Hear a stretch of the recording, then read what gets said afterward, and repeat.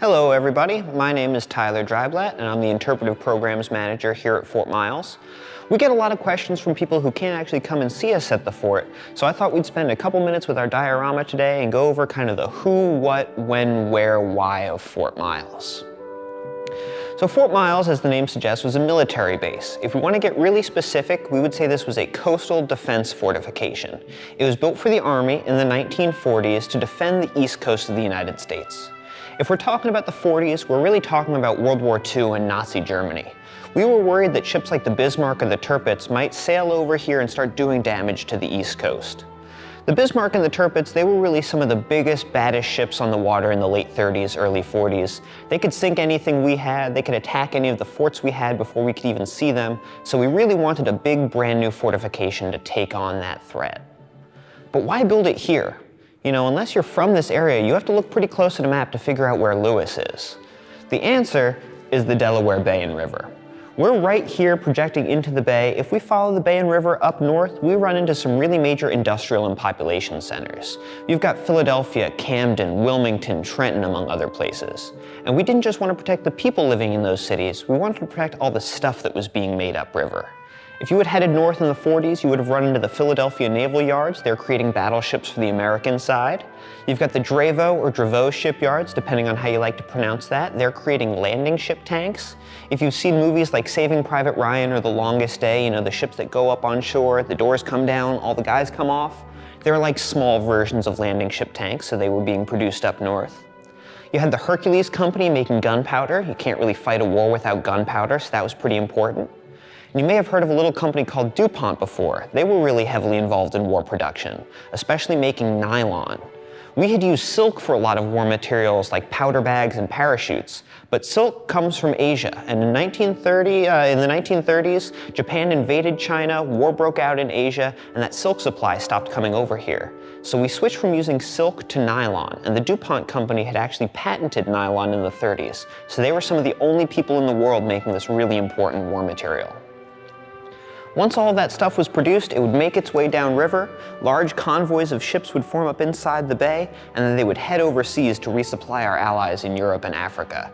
So Fort Myles was really built right here to make sure those big German battleships couldn't sail over and close off that important lifeline. If we look at the diorama, we can see that Fort Myles is a lot more than just the couple buildings that make up the current historic area. Fort Myles took up basically everything that's now Cape Henlopen State Park. So if you do come and visit us here, anywhere you go in the park, you're walking through what used to be Fort Myles.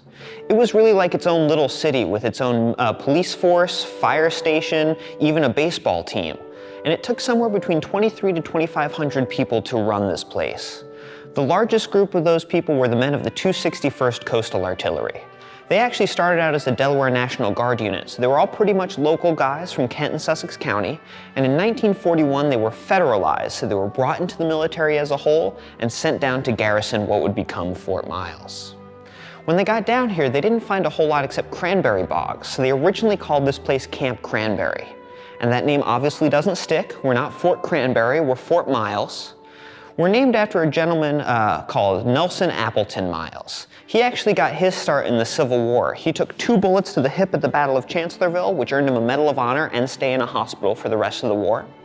Once he healed up, he made his way out west and really started making a name for himself fighting what we now call the Indian Wars. Out there, he was under the command of a man named General Terry, kind of an unfamiliar name, but I'm sure you've heard of General Custer. George Custer is pretty well known for getting his whole troop wiped out at the Battle of Little Bighorn. When that whole debacle went down, General Terry, as Custer's commander, was forced to stand aside a little bit, and the man who eventually replaced him was Nelson Appleton Myles. He rises up through the ranks. He eventually becomes the highest ranked general in the entire United States Army. He retired in 1903, he died in 1925. As the story goes, he died saluting the flag while the anthem played at a state fair. I'm not sure how true that story is, but it gives you a good idea of the regard he was held in, at least back in the 1920s. In that little story, however, you didn't hear anything about Delaware. He wasn't born here, he didn't die here. As far as we know, he was never even in the state. So why is Fort Myles named after this guy? Well, on the naming commission, there was another General Myles, and it was Nelson Myles' son, Sherman. And he's going down the list of available names. He says, hey, nobody's named a fort after dear old Dad yet. So he really gets it in his head that this is the best way for him to honor his father, and he's the one who really leads the drive to name this place Fort Myles. So there we have it, a little bit of the who, what, when, where, why. Fort Myles was a coastal defense fort built for the Army in the 1940s, manned by a lot of local Delawareans, and named after General Nelson Appleton Myles. We hope to see you soon, and check in next time. Thanks, everybody.